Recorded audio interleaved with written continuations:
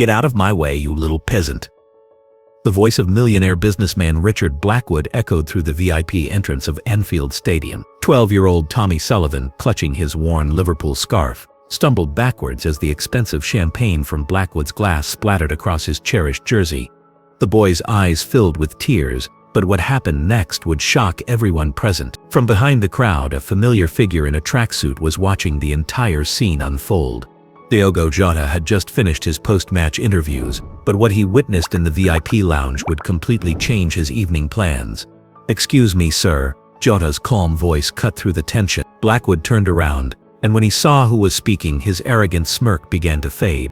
Richard Blackwood was not just any businessman. He owned 3 luxury hotels in Liverpool, 2 casinos in Manchester, and had a personal net worth of £200 million. At 58 years old, he'd built his empire through ruthless business practices and had never apologized to anyone for anything. But tonight, standing in Anfield's exclusive VIP lounge, he was about to face something money couldn't buy: genuine human decency. "Do you know who I am, son?" Blackwood sneered at Tommy, who was still trying to clean the champagne from his shirt. "I own half of this bloody city. Your kind doesn't belong in the VIP area." Tommy's father, Mark Sullivan, a warehouse worker who had saved for months to afford VIP tickets for his son's birthday, stepped forward with clenched fists. "Don't you dare speak to my boy like that!" "And what are you going to do about it?" Blackwood laughed. "Sue me? With what money?" But what none of them knew was that this confrontation had been brewing for years. You see, there was history between Blackwood and the Sullivan family, a dark secret that would soon come to light. But first, they had to deal with the man who had just approached them. Diogo Jota stood there, 5'10" of quiet determination. He'd heard every word of the exchange, and something about young Tommy reminded him of himself at that age. "I'm sorry, but I couldn't help overhearing," Jota said, his Portuguese accent adding weight to his words. "Is there a problem here?" Blackwood's eyes lit up with recognition and opportunity. "Ah, Jota, just the man I wanted to see. This little incident is nothing, just some riffraff who've wandered into the wrong area." "Riffraff?" Jota's eyebrows raised.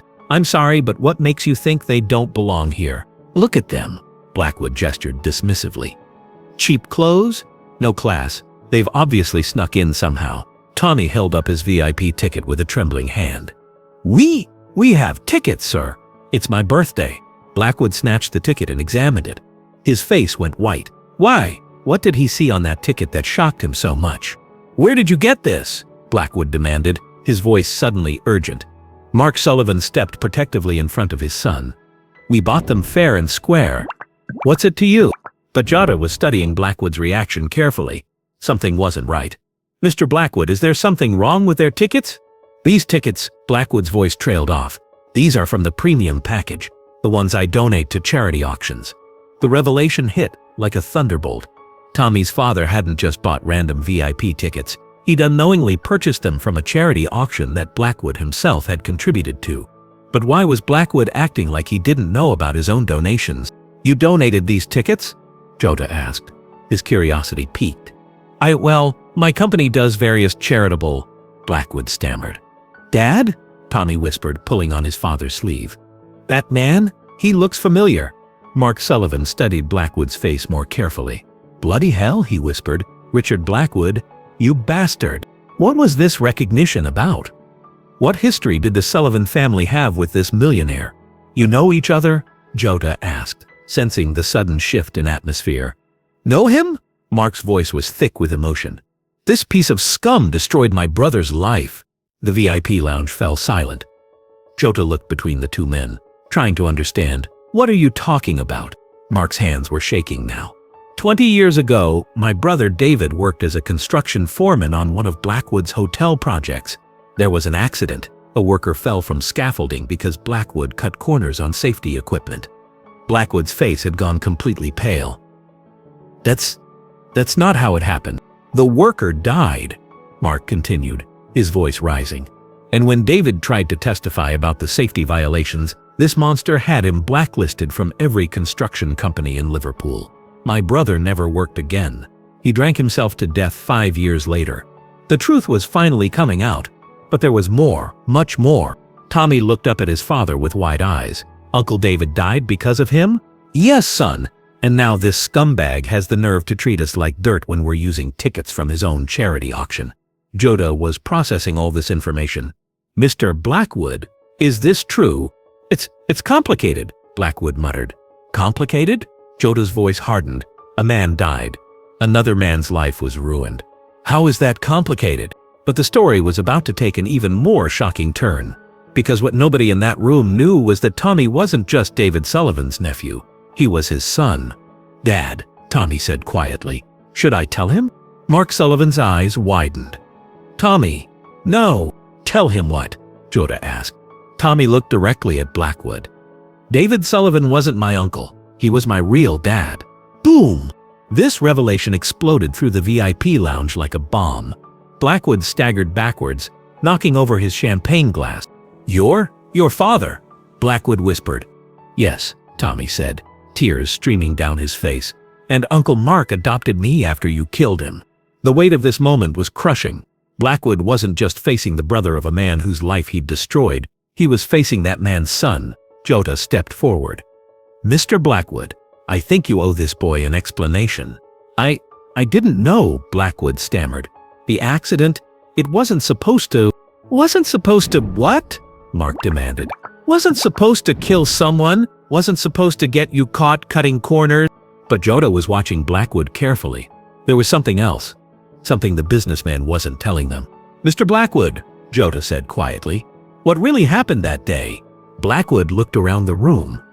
Other VIP guests were starting to stare. Security guards were approaching. This was spiraling out of control. Please, Blackwood whispered. Not here. Not like this. Then where? Jota asked. And when? This boy deserves to know the truth about his father. Blackwood looked at Tommy, really looked at him for the first time. And something in the boy's eyes broke something inside the hardened businessman.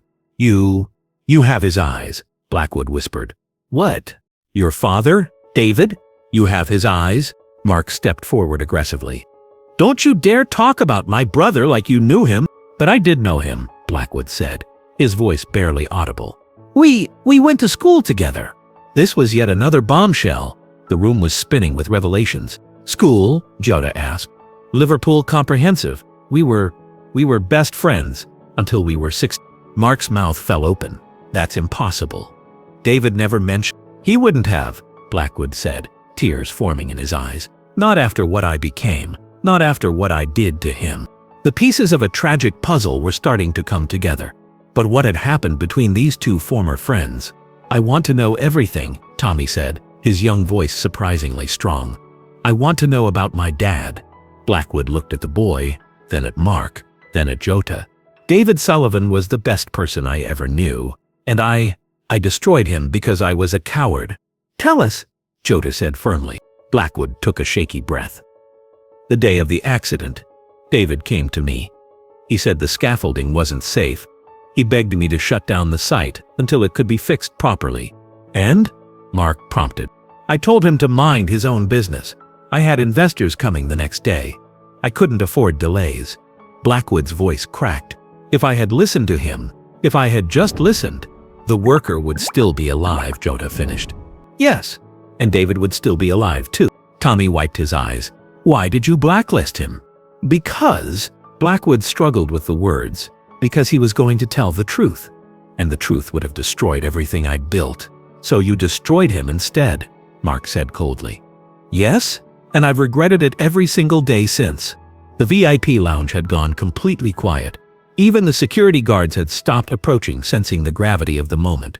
Jota stepped closer to Blackwood. Regret isn't enough, is it? Not for Tommy. Not for David's memory. What do you want me to do? Blackwood asked desperately. I can't bring them back. No, Jota said, but you can do the right thing now. Which is? Tommy suddenly spoke up. I know what I want. Everyone turned to look at the 12-year-old boy. What, son? Mark asked gently. I want him to tell everyone the truth about my dad, about what really happened. Blackwood's eyes widened. You mean? I mean a public apology. In the newspapers, on TV. Tell everyone that David Sullivan was a hero who tried to save lives. Tommy, Mark said, are you sure? My dad died because he tried to do the right thing. People should know that. Jota smiled for the first time since the confrontation began. That's exactly right, Tommy. Blackwood was silent for a long moment. Then he reached into his jacket and pulled out his phone. What are you doing? Mark asked.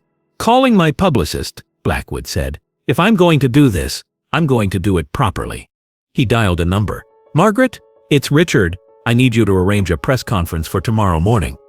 No, this can't wait. I need to tell the truth about something that happened 20 years ago. As Blackwood spoke on the phone, Jota put his arm around Tommy's shoulders.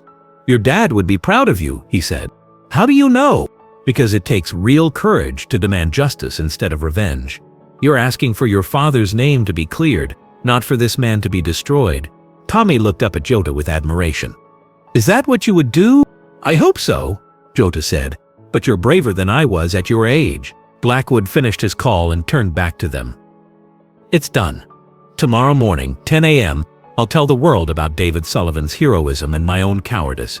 And, Mark prompted, and I'll establish a foundation in David's name for construction safety and worker protection. Tommy's eyes lit up. Really? Really? It's the least I can do. But Jota wasn't finished yet. There's one more thing, Mr. Blackwood. What? You owe Tommy a proper birthday. What do you mean? Jota smiled. Well, you ruined his shirt. You made him cry. And it's his birthday. I think you can do better than just a press conference. Blackwood looked confused. What did you have in mind? How about starting with a sincere apology? Blackwood looked at Tommy for a long moment. Then, to everyone's shock, the proud millionaire got down on one knee in front of the 12-year-old boy. Tommy, he said, his voice thick with emotion, I am deeply, truly sorry. I'm sorry for what I did to your father. I'm sorry for the way I treated you tonight. And I'm sorry that it took 20 years for me to find the courage to admit the truth. Tommy looked at the man who had destroyed his family, then at his adoptive father, then at Jota. I forgive you, he said simply. The words hit Blackwood like a physical blow. He began to sob. You forgive me? My dad always said forgiveness is stronger than revenge. Uncle Mark taught me that too. Mark put his hand on Tommy's shoulder. That's my boy. Jota was watching this incredible scene unfold. Tommy, you've just taught all of us something important. What's that? That real strength isn't about power or money. It's about doing what's right, even when it's hard. Blackwood struggled to his feet. Tommy, I know I can't make up for the past, but I'd like to try to make things right going forward. How? Well, for starters, how would you like to meet the rest of the Liverpool team? Tommy's eyes went wide. Really? Really? And maybe you'd like to be a special guest at the next home match? VIP treatment, of course. Can Uncle Mark come too? Of course, Jota grinned. And I think I can arrange for you to kick around with the squad during warm-ups. Tommy was practically bouncing with excitement now. This is the best birthday ever. But the evening wasn't over yet, because Blackwood had one more surprise. Tommy, he said, there's something else, something that belonged to your father. He reached into his briefcase and pulled out a small, worn notebook. What is it? Mark asked. David's safety inspection notes. From the day of the accident. I kept them all these years. Mark's breath caught. You mean? He documented everything. Every safety violation. Every corner I cut. It's all here, in his handwriting. Tommy took the notebook with trembling hands. My dad wrote this?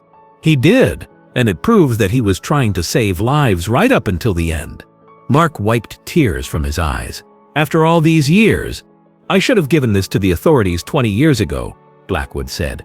I was a coward then, but I'm not going to be a coward anymore. Jota put his hand on Blackwood's shoulder. It's never too late to do the right thing. Thank you, Blackwood said. All of you. You've given me something I thought I'd lost forever. What's that? Tommy asked. A chance to be a better man. As the evening wound down, the VIP lounge had been transformed from a place of conflict into a place of healing. Tommy was showing his father's notebook to other guests, proudly telling them about David Sullivan's heroism. Mark and Blackwood were sitting together, sharing memories of the man they'd both loved and lost. And Jota was watching it all with a smile. You know, Jota said to Tommy as they prepared to leave, your father would be incredibly proud of you tonight. Do you really think so? I know so. You turned what could have been a moment of hatred into a moment of healing. Tommy hugged Jota. Thank you for helping us. Thank you for teaching me something important. What? That sometimes the biggest victories happen off the football pitch. 6 months later, the David Sullivan Foundation had already prevented 3 construction accidents through its safety inspection program. Richard Blackwood had indeed held his press conference, and while his reputation had taken a hit, he'd found something more valuable than public approval. He'd found peace. Tommy Sullivan had become something of a local celebrity, known as the boy who chose forgiveness over revenge. He was still Liverpool's biggest fan, and thanks to his friendship with Jota, he'd become the team's unofficial mascot. And at Anfield Stadium there was now a small plaque in the VIP lounge that read, "In memory of David Sullivan, a man who died trying to save lives. His courage lives on in his son." But perhaps the most important change was in Tommy himself. He'd learned that real strength comes not from the ability to hurt others, but from the ability to heal them.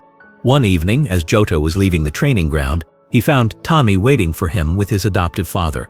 "Diogo," Tommy called out, "I wanted to tell you something." "What's that, mate?" "Mr. Blackwood offered to pay for me to go to private school. Really expensive one." "That's brilliant. Are you excited?" Tommy shook his head. "I said no." Jota was surprised. "Why?" "Because I want to go to the same school my dad went to. Liverpool Comprehensive, where he and Mr. Blackwood were friends before everything went wrong." "That's a beautiful choice, Tommy. I want to show that good people can come from anywhere, just like my dad did." Mark Sullivan put his arm around his son. "I'm proud of you, boy. And I'm proud of both of you," Jota added. "You've shown me what real Liverpool spirit looks like." As they walked away together, Jota reflected on how one moment of intervention had changed so many lives. It reminded him why he loved this city and this club so much. Because at Liverpool, they understood that football was about more than just the game. It was about community. It was about standing up for what's right. And it was about never walking alone. The next day, Liverpool announced that Tommy Sullivan would be their official junior ambassador, representing the club's values of courage, community, and forgiveness. And in a twist that surprised everyone, Richard Blackwood asked if he could fund the program, not for publicity, but because he wanted to help other young people learn the lessons that Tommy had taught him. Sometimes, Jota told reporters, the most important goals are scored in the hearts of people, not on the football pitch. When asked about Tommy's impact on him personally, Jota smiled. "He reminded me that we all have the power to change lives. Sometimes all it takes is standing up and saying, 'This isn't right.'" "And Tommy?" When asked what he wanted to be when he grew up, he had a simple answer. "I want to be the kind of person who makes the world a little bit better, just like my dad, just like Uncle Mark, and just like Diogo Jota." Because in the end, that's what real heroes do. They inspire others to be heroes too. Friends, this story isn't just about football or famous people. It's about all of us. Every single day, we witness moments where someone is being treated unfairly, where power is being abused, where the strong are picking on the weak. How many times have we walked past, thinking it's not my business, or I don't want to get involved? How often do we let injustice happen because we're afraid of the consequences? Tommy Sullivan's story teaches us that age doesn't matter when it comes to courage. At just 12 years old, he chose forgiveness over revenge, healing over hatred.